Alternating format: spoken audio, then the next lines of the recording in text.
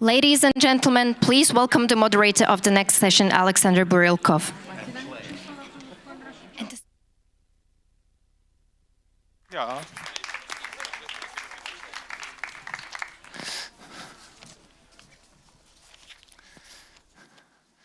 So,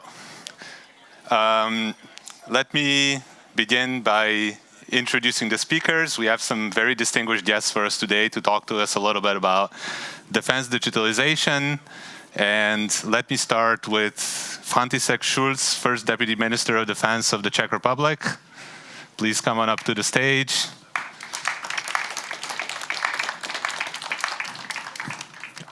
Yeah. Then we have General Philippe Lavigne, former Supreme Allied Commander Transformation NATO, Senior Advisor of the GeoTech Center. Thank you.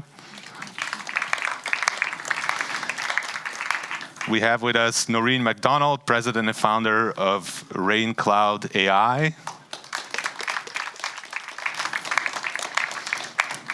Then we have Jiří Šedivý, former Chief Executive of the European Defense Agency. And finally with us is General Michael Veta, Director General, Cyber Information Technology, Ministry of Defense of Germany. Thank you. So, to get started with this session, what I'd like to do is to ask our speakers a little bit about this key topic of steel to silicon. How do we leverage digitalization? How do we build European readiness for this critical time? We have a few years, as has been predicted by many sources. And I'd like to start with General Veta. How about you tell us a little bit, how is digitalization proceeding in Germany? What is the state of things? What are capabilities and what are capability gaps that we have? Yeah, thank you very much. First of all, good morning to everyone. How shall I start? Well, normally defense CIOs don't have a reputation for selling good messages. However, in my case, I'm really optimistic. You know that after Russia's war of aggression against Ukraine, the then Chancellor Olaf Scholz declared the Zeitenwende, the turning point in history. And with this Zeitenwende, he gave us 100 billion extra funding to enhance defense capabilities. Good news one, the 100 billions are all under contract, and industry is now ramping up and delivering capabilities. Good news number two, the new federal government had also agreed to increase our defense spending. So, spoiler, we will meet the 5% target during the NATO summit in The Hague, which means about 3.5% for traditional defense spending and 1.5% for defense-related infrastructure, including digital infrastructure. What was not so renowned in Germany, that out of those 100 billion euros, more than 20 billion euros went into my area of responsibility, so for command and control and digitization. And with this roughly 20 billion euros, we managed to modernize our whole digital backbone, starting with the data centers in Germany, ending at the tactical edge on the field. So this is a huge investment which will increase the capabilities of the Bundeswehr considerably over the next 3 to 5 years, which is important if we want to be combat ready by the end of the decade. Will this be enough? Certainly not. If we want to prevail in conflict, our militaries need to establish escalation dominance, meaning we need to have information dominance, see the enemy before he sees us. We must translate this into dominant command and control, and in the end, we must be able to provide dominant effect in order to successfully deter. And if you want to have this escalation dominance, you need digital tech, because it's all about networking, it's all about connecting. It's not so much about the platforms. However, we are still all platform-centric in our societies. We are talking tanks, we are talking fighter jets, we are talking frigates. But a tank without a digital connect cannot be a tactical node on the digital digitized battlefield, and therefore its operational value degrades over time. So we must beef up.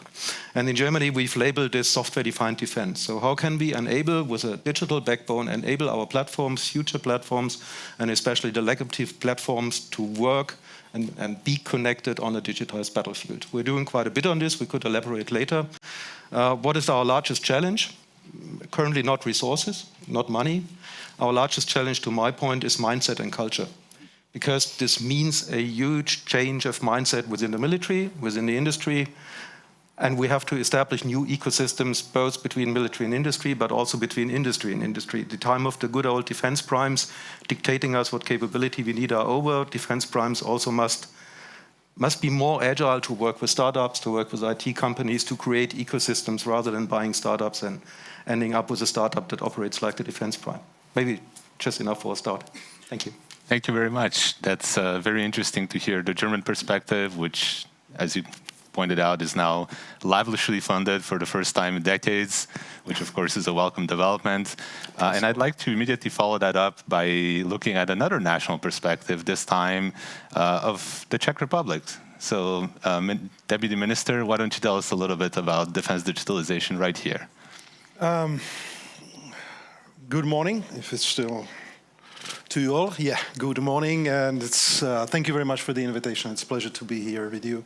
The digitalization is a necessity, I must say, but it's only way how to move forward.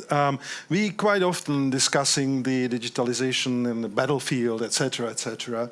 But while the boosting the defense spending is a good news for everyone, we are still, for example, working with the manning, with the number of employees who are taking care of that rising budget on the same level as 2015, as was in 2015. That means how we can boost the effectivity. The digitalization is the only way how to do it.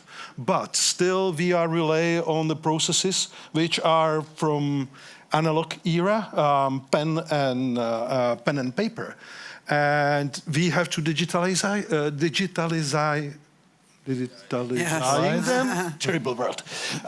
So, the Scottish, help me. Yes, digitalization. Digitalization.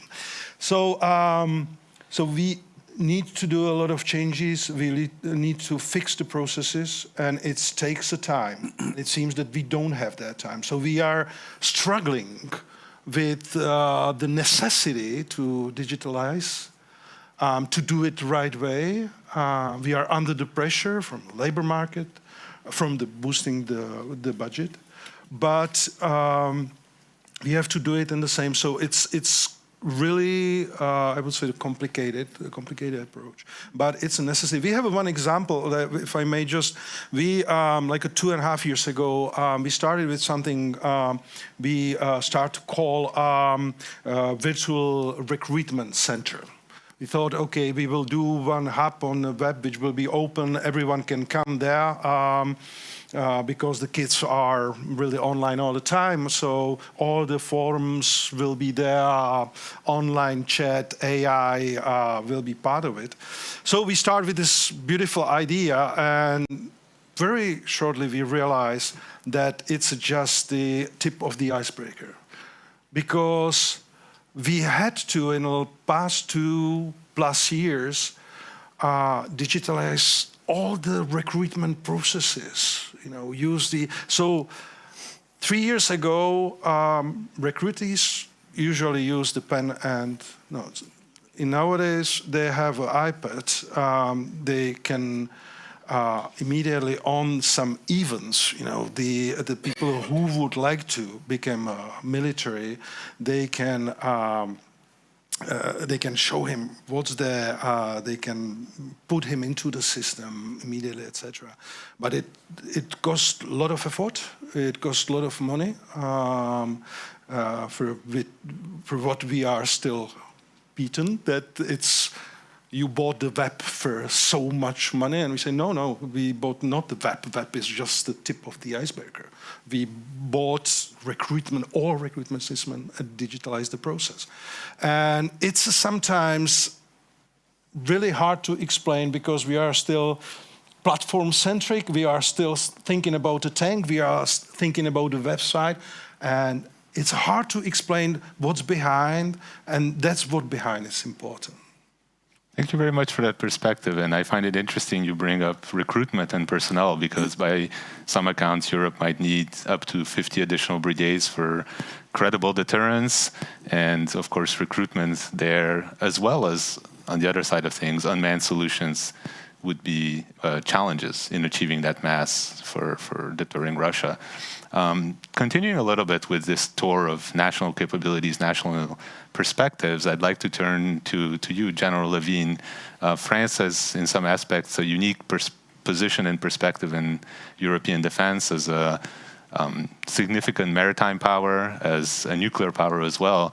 What are some of the capability gaps and challenges from the French perspective when it comes to digitalization? Thank you very much, Alexander. But I will go beyond my borders and go towards the alliance, because I think that alone we are nothing, and we need to play as a team. So as it was said, and this morning Mr. Kubilius there is 3 directions which is, I think, applicable to today. It's about what are the needs, industry and investment. So what are the needs? As you know, the capability targets are on the table for NATO, and it will be agreed during the next summit in Washington. And of course, there is a big part of digitalization to be taken into account. And of course, in military needs, and it was already mentioned, we need to sense, decide, and act faster than our adversaries. But we need to be more agile. We need to adapt the warfare to the way they are doing the war or the competition. And it's not only about to be faster, it's to how to play faster as a team, how to synchronize all these ODA loop, this sense, decide and act loop, because we are not talking about only land or maritime, we are talking about cyberspace, but we are also talking about resilience. We are talking about protecting critical infrastructure. I mean that because resilience in military is so linked with civilian resilience. So we need to get this collaboration in order to win together. And how to do that? It's not through our platform, it's through data, and it's where data centricity is so important.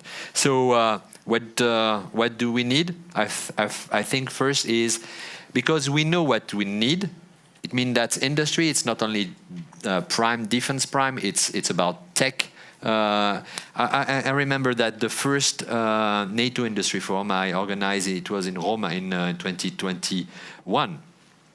I put on the stage Amazon, Google, Nokia, Ericsson, and others. And defense prime will say, "Hey, why are you doing that?" I say, "Yes, but because it's super important to have this new approach from platform-centric to software-centric." So that means that we need to be agile, capability development and acquisition process. We need to be agile, and the way to do it. And I think in Europe we are not at the level, and it was said by also Mr. Kubilius, we are maybe at 50% of the needs we need to be for readiness. And in digital world, we are not at this level yet. So how to do that? Of course, you can have a top-down approach with a lot of recommendation, directives from EU, for example, Digital Act, AI, cyber protection, which is very important, of course. But you need it to do it with a bottom-up approach, learning by doing. It's where experimentation are so important.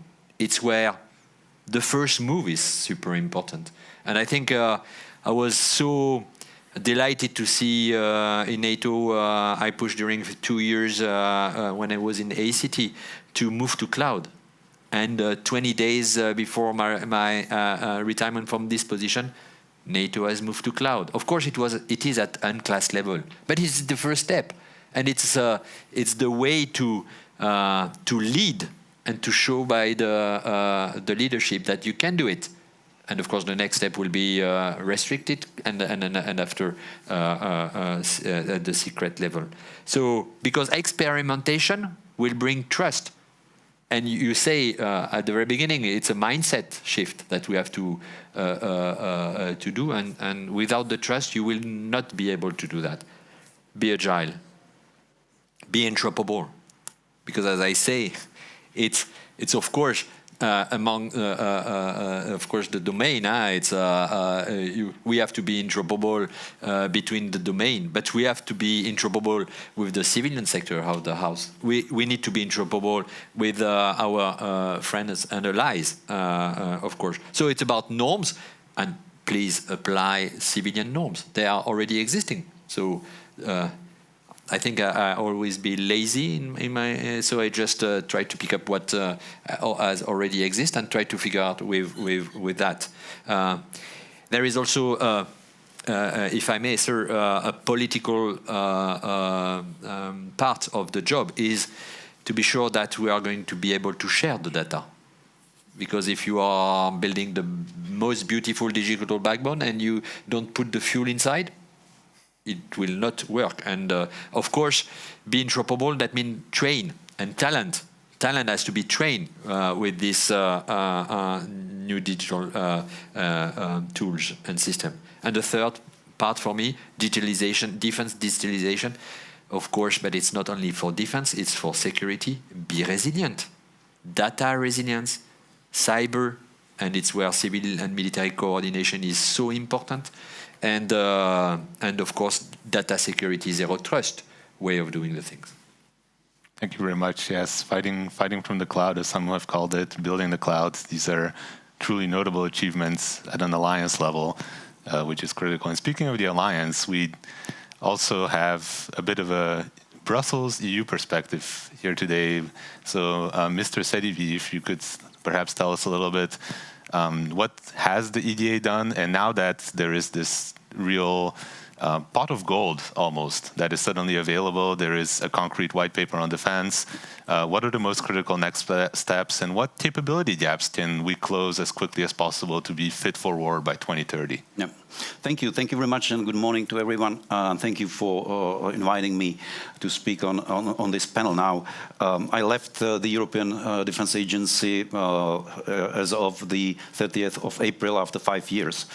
And I arrived actually to the agency in May 2020, deep COVID, no flights, being transported by car, across Europe, checkpoints, etc., etc. What I found was that actually, despite the very dire situation, the business continuity of the organization was assured. And then when we did, after COVID, the analysis of that period, we concluded that more than 80% of activities actually we managed to run, thanks to the fact that the European Defence Agency was the very first EU agency that actually introduced cloud computing.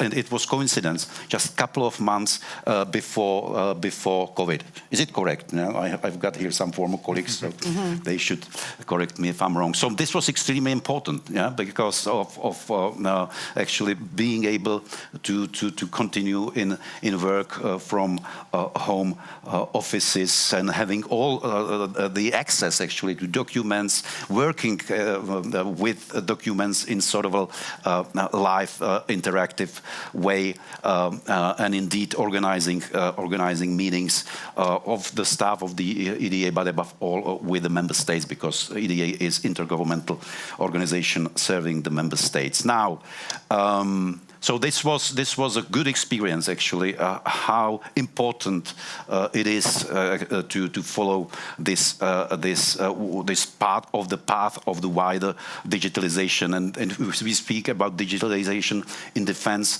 indeed it goes across the board. It's a transversal imperative, I would say, for enabling actually integration of disruptive technologies into defense, for multiplying the impact of our forces, integrating, including, and it was also mentioned that there is a potential of integrating various generations of platforms or systems. Last but not least, indeed, it's a fundamental critical precondition for any innovation. Now, you ask me where I see the gaps or shortfalls. First of all, it's about money. money investment. If you compare the investment of the EU member states governments into research, technology, innovation, 2024 around 12 billion euro, US more than 130 billion euro. If you look at then the corporate investments into innovation, research, technology, including in digitalization. In the US, the three biggest investors into innovation, RTI, those are actually tech companies. In Europe, the three biggest are actually automotive companies. So you can imagine how the transfer and the I would say utility of dual-use innovations could be compared. Automotive on one hand, techs on the other hand. Now there is a non-binding commitment of the EU member states to invest in RTI at least 2% of their defense budgets. Last year, I think we were around 1.3%, but I think that actually it's not enough. Now, it was mentioned that there is a window of opportunity, more money coming, definitely through various EU incentives, but also now we will see a new defense investment commitment at the summit of NATO in The Hague, most probably divided into 3.5% directly to defense, 1.5% to various related or supporting activities, and it was mentioned by General Vetter, resilience, infrastructures, military mobility, cyber, you can name it. So it means great opportunity actually to boost investments in innovation in the context of the growth of defense budgets. Now, we are coping in Europe with fragmentation, and we are always saying it is fragmentation on the part of the supply, of the industry, etc. But the fragmentation starts with the fragmentation on the demand side. Means until and unless we are able to get together across borders for big, large projects, and the areas are obvious, air and missile defense. The whole sector of C4ISR means command, control, computing, communication, intelligence, surveillance, reconnaissance, including target acquisition, cyber domain, again, logistics. I mean, digitally enabled logistics and supply chain management, absolutely critical. Data analysis, training, and last but not least, testing and simulation, creating a synthetic environment, digital twins, which immensely actually helps in that respect. And last point I would like to emphasize, and the European Defence Agency actually is or has been very instrumental in that respect. Indeed, it's about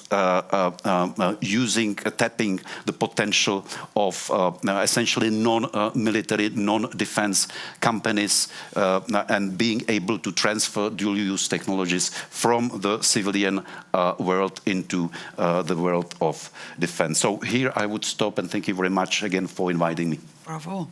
Thank you very much. And mentioning dual-use technologies is an excellent segue to our final panelist. So Ms. MacDonald, as a representative not of a top-down organization, but a bottom-up network that does bring in this innovation ecosystem and these fresh perspectives from industry, from dual-use industry, civilian industry, defense industry. What would be your perspective on capability gaps and the best way to close them? Thank you, Alexandr, and thanks to GLOBSEC for including RainCloud in this very impressive conference. And it's a pleasure to be here with the gentlemen. As we were saying, these are the institutions. RainCloud is a grassroots initiative that indeed is a response to connectivity, to the gaps, to the need to work together. So I was a visiting fellow at National Defense University. I see my former colleague Mike McLeodchik here. And we were working on adaptation of new technologies in the defense and intelligence sectors, and we realized how are we going to connect all these people? And that was where the idea for RainCloud was born. The RainCloud team is here at the conference today, and we're initiating a collab with GLOBSEC as we go forward. It's a validated platform, invite-only platform for defense and intelligence sector with over 5,000 subject matter experts, active duty U.S. Army, adaptation groups, academics, procurement officials in U.S., Canada, Europe, the Middle East, and India. And as you said, we need to create these new ecosystems, and this is a new ecosystem to bring together all of these initiatives. In Europe, we see the particular moment we're creating to respond to the gaps, a three-legged stool called EuroConnect. One part of which is the institutions, in particular the procurement authorities. Another part of which is the SMEs. So we, as you say, can leave the primes to their own devices, perhaps. The SMEs, and then also the capital, the investment funds who are much more interested now in defense investing, especially in Europe. The new banks that, the rearmament banks that are coming up, et cetera. So RainCloud is a business-to-business platform. It has a 24/7 digital defense show, but we are also using the space to connect that three-legged stool. So the procurement officers can easily see what are the capabilities and platforms that are available. The investors can easily see where are those European gems, and the SMEs themselves can find the procurement officials and the investment. So it's a very practical, as you say, new ecosystem that has responded to the very significant gaps that currently exist in the Rearm Europe plotline. So from that point of view, what we see is a need for each institution and also each individual to do what they can within their background, their networks, their capabilities to fast track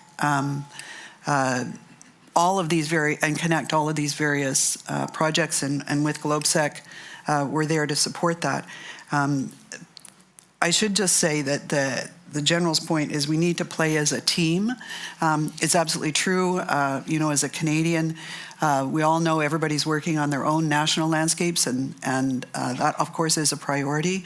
But we hope that RainCloud and our collaboration with GLOBSEC can also assist in the enlargement of the new ecosystem and playing as a team.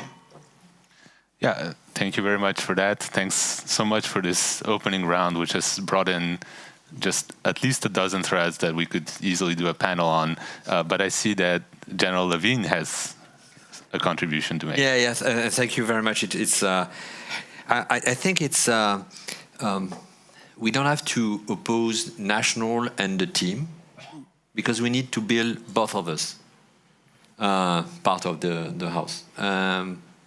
And we can understand that, and of course, when you ask me about France, and everybody thinks about sovereignty and extra.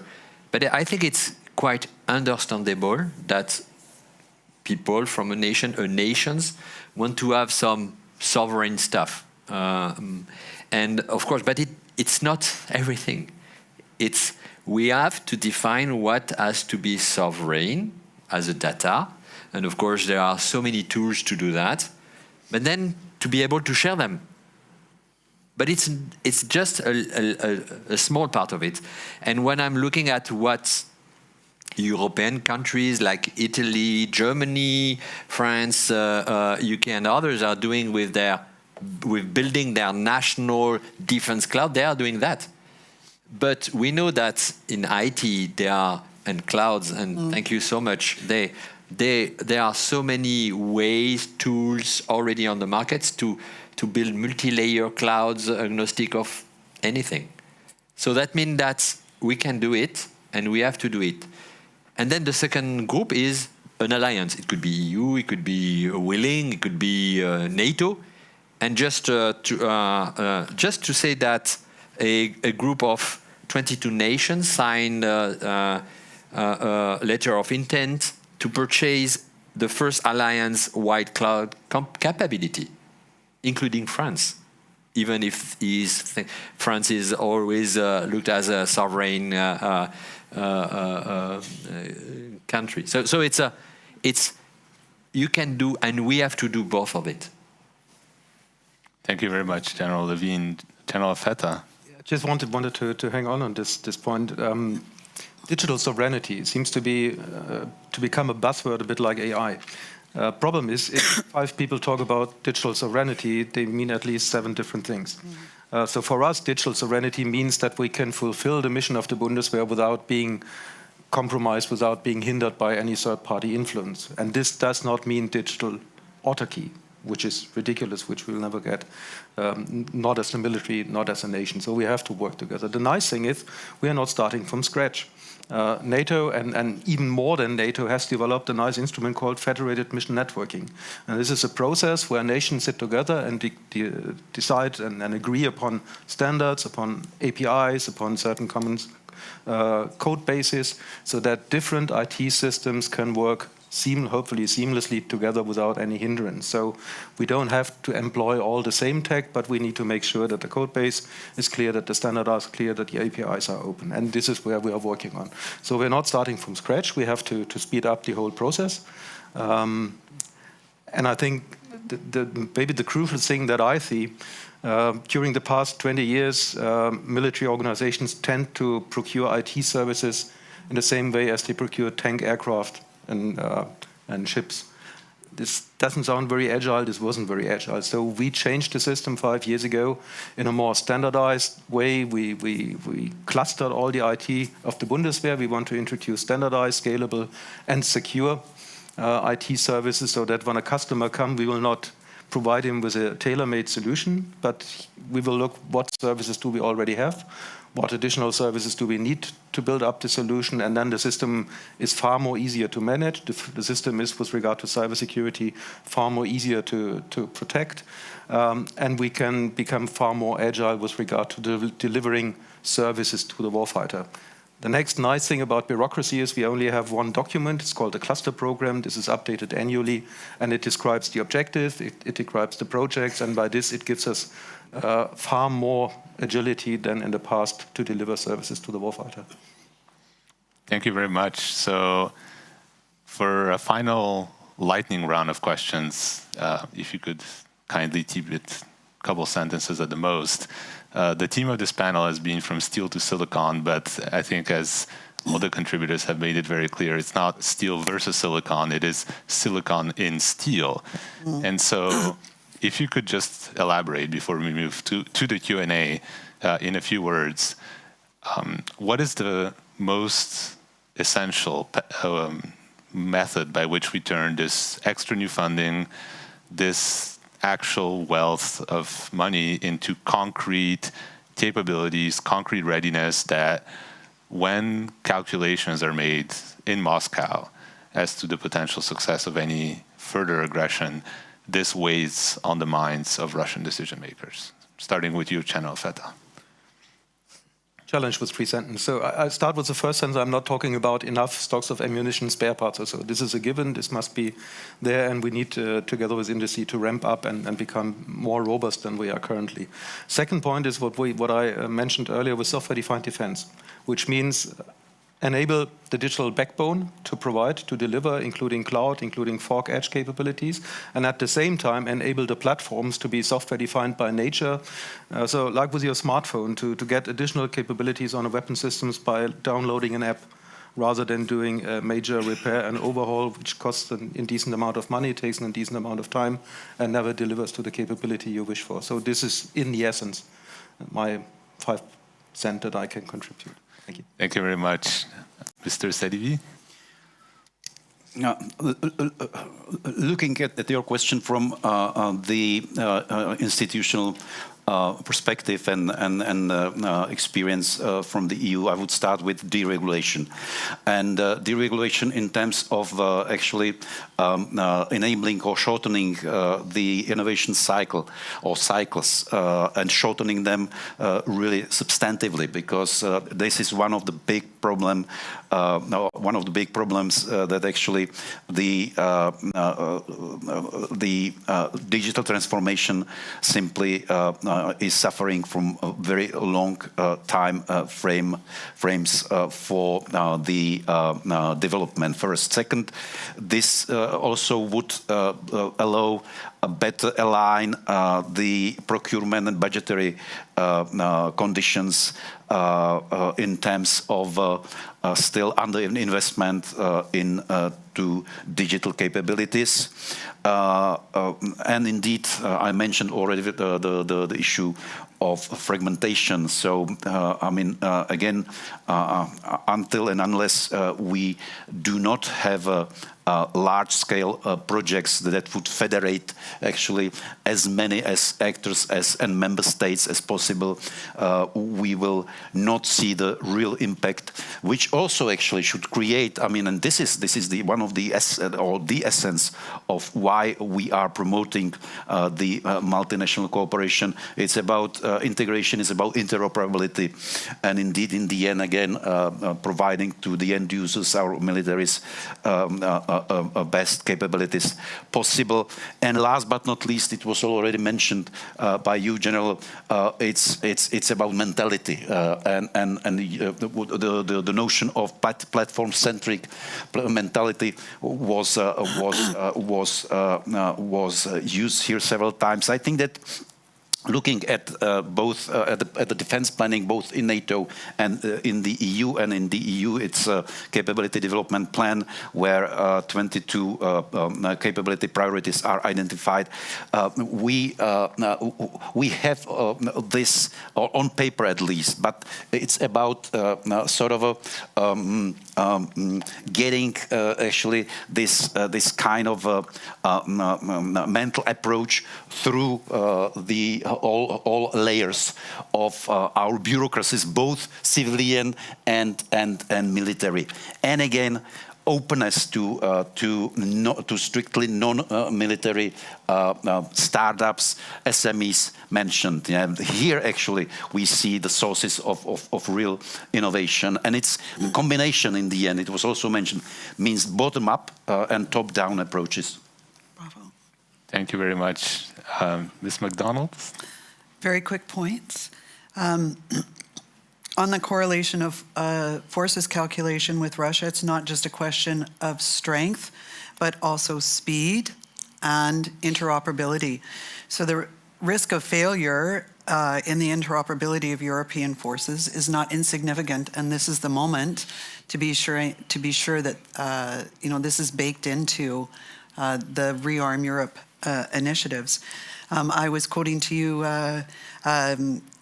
General May said the other day was saying at an important conference in Berlin, now when the procurement authorities are coming to him and the primes are coming to him saying, well, here's some great drones and we want to talk to you about some contract for these fantastic drones that we have.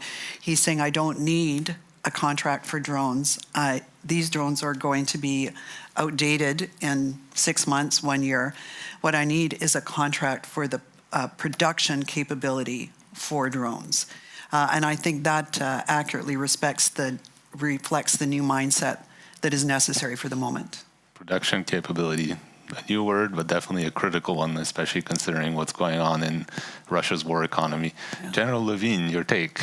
Yeah, thank you very much. So to be brief, first of all, for me, when we are talking about from steel to silicon, I think resilience is my first point, and it's not about only the redundancy, but the chips, the critical rare material. That's super important in IT, and I think that everybody we were talking about Russia, but we can talk about China. China about the chips, China about the AI, China about all these IT things, which is completely integrated in their strategy. So I think that we need to ramp up our resilience. And you were talking about talents. Defense, we don't have the IT talents, and we will never be able to hire the numbers of talents. But civilian side of the house, you've got talents. So it's always a question of team.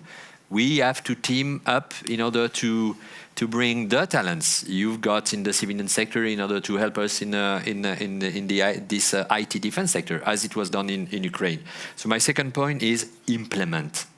And implement interoperability. We've got norms, we've got standards, we've got exercises like CWIX, and it's in Poland, in Bydgoszcz, this big interoperability exercise where 22,000 of cases are showcased in order to bring more interoperability. But it's because we are not natively interoperable. So we've got norms, we've got standards in order to be natively interoperable. So we've got this top-down approach and this bottom-up approach we need. Implement interoperability. And of course, in order to do that, and we don't have years, I mean that we have maybe 2 or 3 years, I mean that we need to experiment. And I think that there are already some nations who have already in front. I'm thinking about Estonia. They are in front, so learn from them. When we were talking about resilience, Finland is in front, so learn from them. And of course US, but then of course Ukraine. How about you? Thank you very much for this perspective, and of course, last but not least, Deputy Minister Schulz. Yeah, be last. It's not easy. I would put on a first place something I would call like a mental revolution. It's for me. It's the key thing, because we are, for example, living with the sense that defense is something special, and we have to work with it as something special. It is not. It's part of the world, and we are creating the special standards, special procedures, which are delaying the innovation cycles, which are not letting us to innovate. We are creating the autarkian systems, the autonomous systems. Federated Mission Network is a great example of how we can do it, because always where we are thinking, it's about our brains are thinking about the concrete and abstract. It's always much more complicated thinking about the abstract. Digital world is abstract. It's not concrete. So we are still thinking about the platforms and forgotten sometimes that the integration is key, not the platform as itself. We can discuss, for example, the Leopards 2A8 tank project, which is standardized for all except C4I star. And this is the bottleneck for everyone, which is 10% of the total system, but 90% of all the worries and problems. This is the first thing. So thinking differently about that. And for example, just banal example, how complicated it is to persuade the colleagues to work collaboratively on one document, which is on a cloud. I mean, not working each on the document and sending it by the emails. So at the end, you have 1,000 copies or 1,000 variants, and you don't know which one is final one. So this is what I mean by all the mental shift we need. Then I would call it accept the risks, because we are not, and we don't want in the defense sector, won't accept the risk. We want to be 100% certain that it will end up as we want. And that is not truth? No, it's not truth. We know it, but we're trying it. So we have to be able to accept some risk, and that means combine requirements for security, and which are from analog era to standards and approaches, of course, with the risks from the digital era. And last thing, which is very important, we must be effective. And the digitalization is a way how we can be effective, much more effective than our enemies. But back to the first point, we have to do the mental shift to reach that ideal point. Thank you so much, Minister. This appears to be really one of the key messages of today, of this session. And regrettably, this session must come to an end. I want to thank all the participants, Minister Schulz, General Lavigne, Ms. MacDonald, Ms. Šedivý, and General Feta for this excellent, very thoughtful discussion. And to those of you in the audience, please stay in your seats because the program continues right away with our next panel, our next session on the Marshall Plan for Ukraine. Thank you. Wow. Yeah, thank you. Thank you.